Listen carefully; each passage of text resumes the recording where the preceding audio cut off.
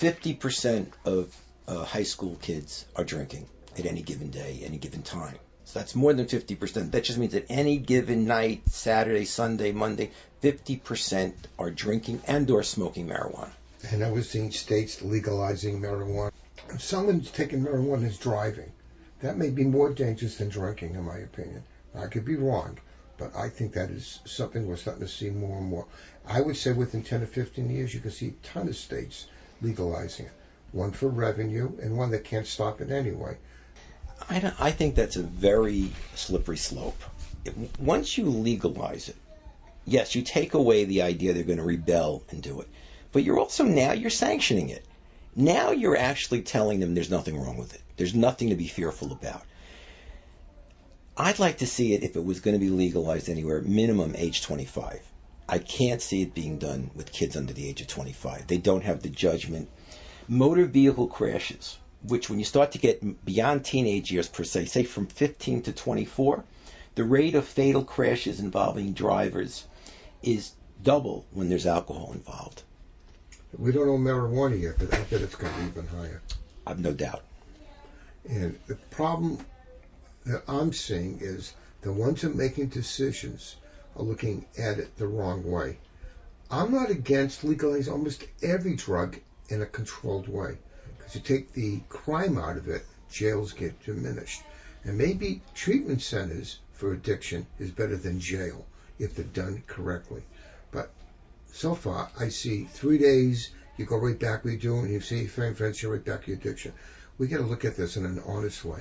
The overall cost of addiction is numbers that people don't even fully understand. And I'm going to tell you something. Why is oxycodone so popular? There's a new one comes, Zohydro, which is 10 times more addicting than oxycodone.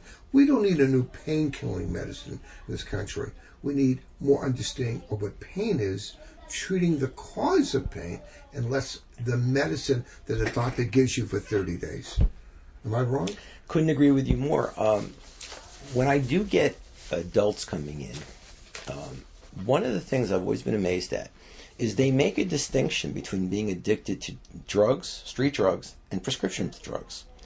So they'll say, oh, but I don't take illegal drugs, I take prescription drugs. Because when I question them in a history, invariably, if they've had a lot of people with back injuries, various medical complaints, some of which may be even hypochondriacal, use these painkillers. And as you know, they shop doctors and they go from doctor to doctor. And you know what I'm finding is also becoming this huge source of this? As you know, there's a tremendous increase in this country on females getting breast implants. And then they're in pain. It takes about a week or two until they kind of acclimate. So many of them keep looking for those painkillers after that. It probably goes a little hand in hand with why would a person be searching for breast implants? What are they looking to gain by it? What's missing?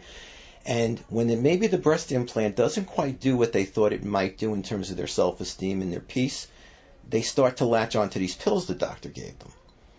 I went to 2 funerals this year on mothers over the age of 40 who had legal oxycodone prescriptions that overdosed and died.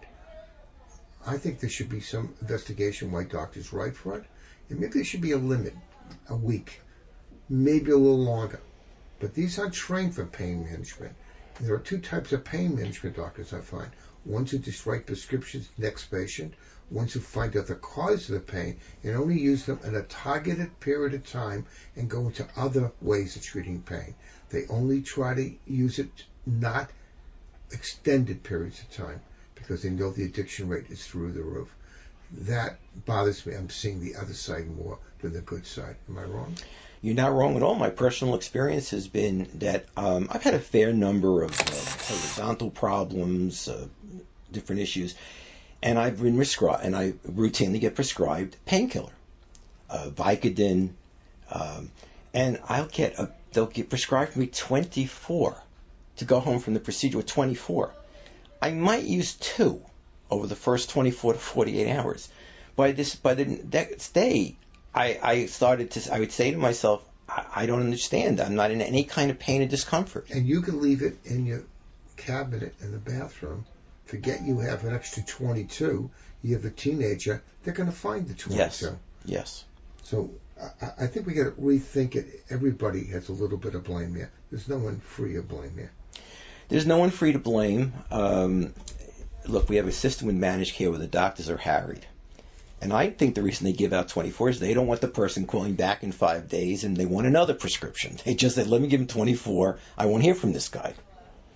Yeah, but you may never hear him at all because he might be dead. Right. We got to rethink things out. Yes. In the end, I think we'll get a little bit wiser.